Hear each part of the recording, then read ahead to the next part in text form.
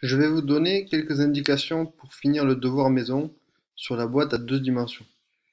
La première partie reprend exactement l'exercice sur le butadiène, sauf que on a à la fin les fonctions avec une partie qui dépend de x et une partie qui dépend de y. Et comme on est en deux dimensions, on a deux nombres quantiques, nx, ny, qui vont caractériser les fonctions monoélectroniques et les énergies. Cette partie 2 vous permettra de vérifier si vous avez compris l'exercice sur le butadiène ou sur le bêta-carotène.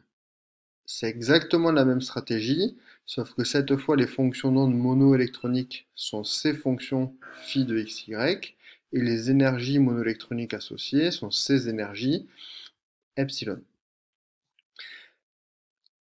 Dans cette deuxième partie, prenez bien le temps de faire le schéma des différents niveaux d'énergie.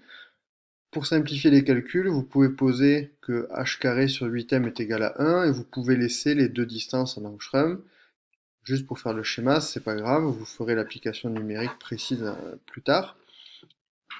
Mais prenez bien le temps de voir comment évoluent les deux nombres quantiques, donc nx et ny, qui peuvent aller de 1 jusqu'à plus l'infini.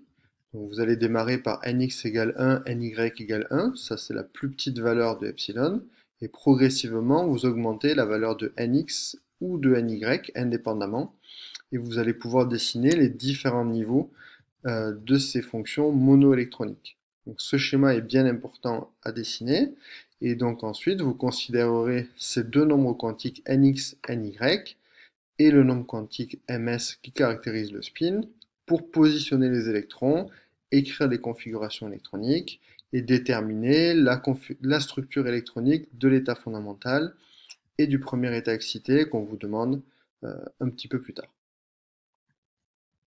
Je vous donnerai la correction de ce DM dans la semaine prochaine.